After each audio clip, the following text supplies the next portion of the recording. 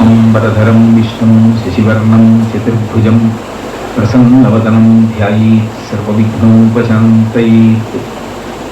गुरुर्ब्रह्मा गुरुर्विष्णुः गुरुर्देवो महेश्वरः गुरुः साक्षात् परं ब्रह्म तस्मै श्रीगुरवे नमः। व्यासाय विष्णुरूपाय व्यासरूपाय विष्णवे नमो वै ब्रह्मनिधये वासिष्ठाय नमो नमः। कूजन्तं राम रामेति मधुरं मधुराक्षरम् आरुह्य कविताशाखां वन्दे वाल्मीकिकोकिलम्। श्रुतिस्मृतिपुराणानाम् आलयं करुणालयं नमामि भगवत्पादशङ्करं लोकशङ्करम्। वागर्थाविव सम्पृक्तौ वागर्थप्रतिपत्तये जगतः पितरौ वन्दे पार्वती परमेश्वरौ। सूक्तिं समग्रयितुनः स्वयमेव लक्ष्मीः श्रीरङ्गराजमहिषी मधुरैः कटाक्षैः वैदग्ध्यवर्णगुणकुम्भनगौरवैर्यां कण्डूलकर्णकुहराः कमयोधयन्ति। हैमोद्भपुण्ड्रमजहन्मकुटं सुनासं मन्दस्मितं मकरकुण्डलचारुगण्डं बिम्बाधरं बहुलतीर्थकृपाकटाक्षं श्रीवेङ्कटेशमुखमात्मनिसन्निधत्ताम्। विमलपटी कमलकुटी पुस्तकरुद्राक्षसहस्रपुटी कामाक्षी पक्ष्मलाक्षी कलितविपञ्ची विभासि वैरिञ्ची। मनोजवं मरुततुल्यवेगं जितेन्द्रियं बुद्धिमतां वरिष्ठं वातात्मजं वररयूथमुख्यं श्रीरामदूतं शिरसा नमामि। आपदामपहर्तारं दातारं सर्वसम्पदां लोकाभिरामं श्रीरामं भूयो भूयो नमाम्यहम्। हरि ओम। परमेश्वर स्वरूपैన సభకి నమస్కారం. ప్రపంచవ్యాప్తంగా ఉండేటటువంటి సనాతన ధర్మాన్ని పాటించేటటువంటి వారందరూ కూడా ఏ పట్టణంలో ఒక్క 10 నిమిషాలు నిలబడాలని నిరంతరం కోరుకుంటూ ఉంటారో, ఏ కొండ ఆఖరికి చలనచిత్రంలో కనపడినప్పటికీ కూడా మనస్సులో ఆనంద తరంగములు ఉద్భుతమవుతాయో, ఏ మహనీయుని యొక్క పేరు ఏ స్వామి పేరు తలుచుకోకుండా రోజు వెళ్ళదో, అటువంటి పరమపావనమైనటువంటి వెంకటాచల క్షేత్రం నివసించేటటువంటి అదృష్టం పొందినటువంటి వారు దేశకాల సంకీర్తనం చేసుకున్నప్పుడు ఈ తిరుపతి పట్టణంలో ఉన్నాము అని సంకల్పం చెప్పుకోవడానికి తగినటువంటి అర్హత ఈశ్వరుని యొక్క నిర్హేతుక కృపాకటాక్ష వీక్షణముల చేత పొందినటువంటి తిరుపతి పట్టణవాసుల యొక్క అదృష్టానికి నేను మొట్టమొదట వారికి నా హృదయపూర్వకమైనటువంటి అభినందనలు తెలియజేస్తూ, అటువంటి పట్టణంలో ఈ కార్తీక మాసంలో ప్రదోష వేళలో ఈ మాస వైశిష్ట్యం గురించి, కార్తీక పౌర్ణమి గురించి, అలాగే మన గుడి కార్యక్రమాన్ని అనుసంధానం చేస్తూ ప్రసంగం చేసేటటువంటి భాగ్యం కలగడం నిజంగా ఈశ్వరుని యొక్క అనుగ్రహ విశేషం. మనకి ఋషులు దార్శనికులు, మనం ఋషులకు రుణపడిపోయాం.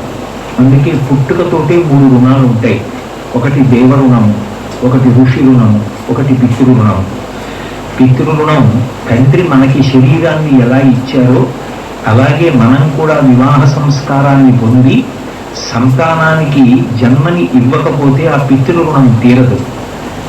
కామమును ధర్మంతో ముడివేసి ధర్మపత్ని యందు తన తేజస్సు నిక్షేపించి తన ప్రతిరూపమైనటువంటి సంతానాన్ని తన ధర్మపత్ని వలన పొందినటువంటి వాడు ఎవరుంటాడో, తామర తంపరగా ఆ ప్రజోత్పత్తి జరుగుతున్న కారణం చేత, అలా సంతానానికి తాను జన్మనిచ్చిన కారణం చేత పితృరుణం నుండి విముక్తులవుతాడు. ఋషులు మనకి ధర్మాన్ని నిర్దేశం చేయడానికి, మనుష్య జన్మ సార్థక్యం పొందడానికి ఎంతో వాంగ్మయాన్ని ఇచ్చారు. వ్యాసుడు వాల్మీకి ఇద్దరూ కూడా ఈ మనుష్య జగత్తుకంతటికీ కూడా వాళ్ళు చంద్రుడు సూర్యుడు.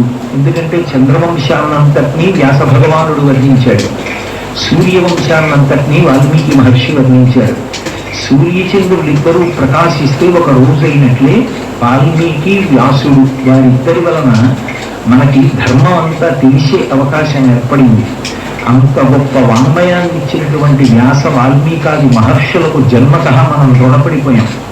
ఆ రుణం తీర్చుకోవాలి అంటే రామాయణ భారత భాగవతాది గ్రంథములను తప్పకుండా పఠనం చేయాలి. మూడవది మనం దేవతల పట్ల పొంది ఉన్నటువంటి రుణం. దేవతల యొక్క రుణం తీర్చుకోవాలి అంటే దైవ సంబంధమైనటువంటి కార్యక్రమాలు చేయాలి. పంచసంఖ్యోపచారిణి అంటాడు వ్యాస భగవానుడు లలితా సహస్రనామ స్తోత్రంలో.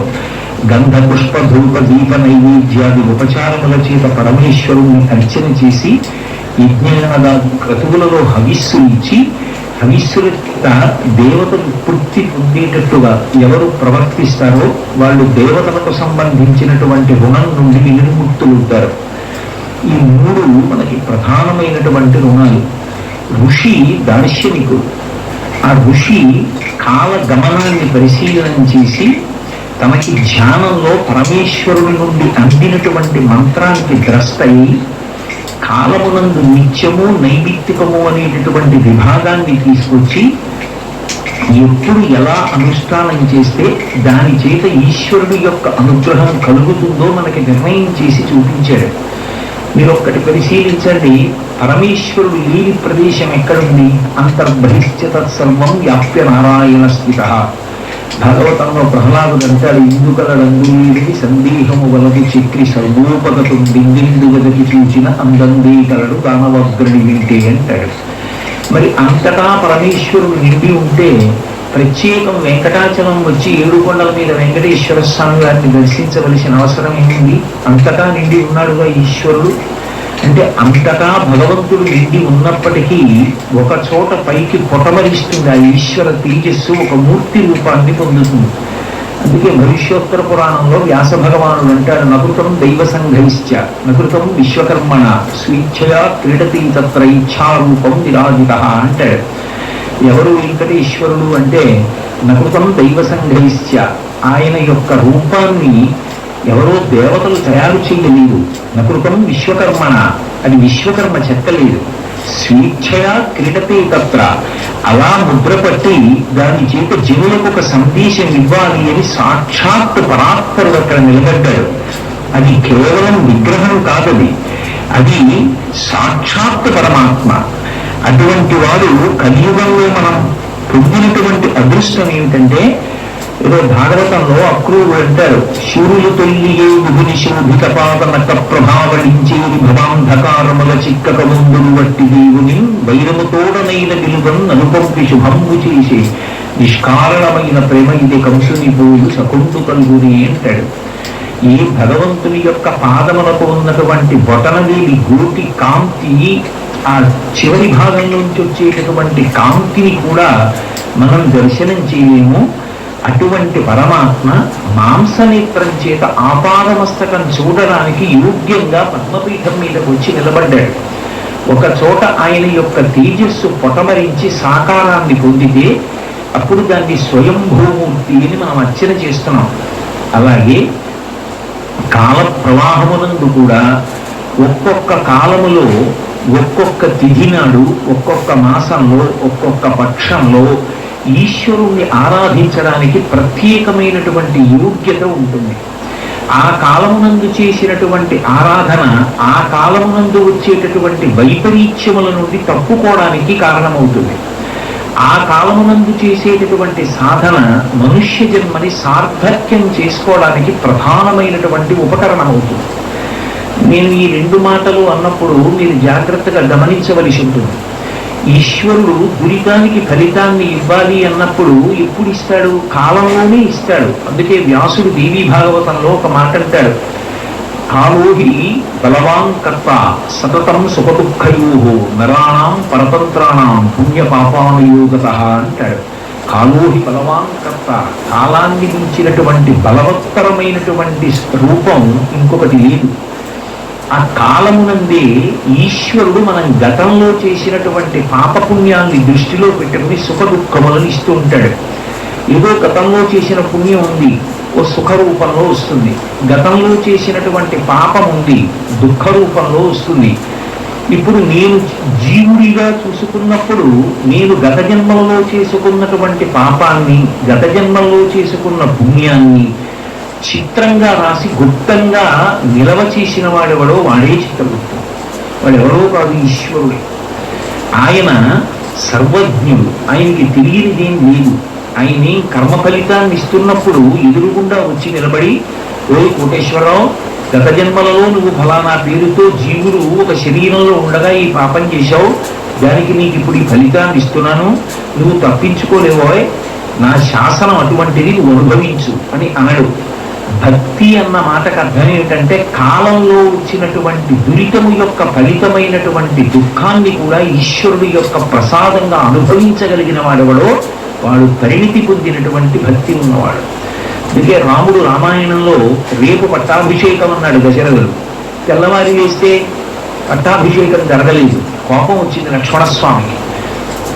గురోరప్యవలిప్తస్య కార్యాకార్యమజానతః ఉత్పదం ప్రతిపన్నస్య కార్యం భవతి శాసనం. అన్నయ్య గురువు అయినా సరే దోషభూయిష్టమైన జీవితం ఉంటే అంగీకరించక్కర్లేదు. దశరథ మహారాజు ఎవరన్నయ్య రాజ్యం ఇవ్వకపోవడానికి? నీ హక్కు, పెద్ద కుమారుడివి, ధర్మాత్ముడివి, నువ్వు అను చంపేస్తాను దశరథుని సైన్యాన్ని అన్నాడు. రాముడు ఒక మాట అన్నాడు, అందుకు రాముణ్ణి దైవంగా కొలుస్తాం, రామాయణం చదువుకుంటాం, చదువుకుని మనిషిగా బ్రతకడం నేర్చుకుంటాం. ఆయన అన్నాడు, అసంకల్పితమే వేహాయదకస్మాత్ ప్రవర్తతే నివర్త్యారంభమారబ్ధం అనుదైవస్య కర్మతత్వ. ఈశ్వరుడు నీ కంటి ఎదురుగుండా నిలబడి ఫలితాన్ని ఇవ్వడు. నిన్నను రాజ్యం ఇస్తానన్నవాడెవరు? నాన్నగారే. ఇవాళ రాజ్యం ఇవ్వనన్నదెవరు? నాన్నగారే. రాజ్యం ఇవ్వను అన్న నాన్నగారి మనసులో ఇవ్వకూడదన్న కోరిక బలంగా ఉందా? లేదు. మరి రాజ్యం ఇద్దామనుకున్న నాన్నగారు ఇవ్వలేని పరిస్థితి ఏర్పడేటట్టుగా కంటికి కనపడకుండా వెనక నిలబడి పరిస్థితిని సృష్టించినటువంటి వాడెవరు? వాడు పరమేశ్వరుడు. వాడు నీ కంటికి కనపడడం. స్త్రీ పురుష నపుంసక మూర్తియును కాక ప్రియ కమల నవాది మూర్తియును కాక కర్మ గుణభేద సరస ప్రకాశి కాక ఎరుక నందియుతానదు విభుతలంతు అంటారు పోతన గారు భాగవతంలో రవీంద్రమోక్షణ ఘట్టంలో. ఆయనకి ఒక రూపం ఉంటుంది అని చెప్పడం కష్టం. దీవు ప్రకాశం వెనక ఉండి కర్మ ఫలితాలను ఇస్తూ ఉంటాడు. ఆ కర్మ ఫలితాలని మనం అనుభవిస్తూ ఉంటాం. అనుభవించినప్పుడు మిగిలినటువంటి శరీరాలకి మనుష్యుని యొక్క శరీరానికి ఒక ప్రధానమైనటువంటి వ్యత్యాసం ఉంటుంది. అసలు ఈ ఉపకరణానికి ఉన్న గొప్పతనం ఏమిటో తెలుసుకుంటే కదా దీంతో ఏమైనా అనుష్ఠానం చేయడం. అసలు ఉన్న వస్తువు గొప్పతనం తెలియదు. వాడికి ఆకలి ఇస్తోంది, అమ్మ వండిన సిద్ధాన్నం ఉంది అక్కడ, అన్నం తింటే ఆకలి తీరుతుంది. వాడికి ఆ అన్నం తింటే ఆకలి తీరుతుందని తెలియదు.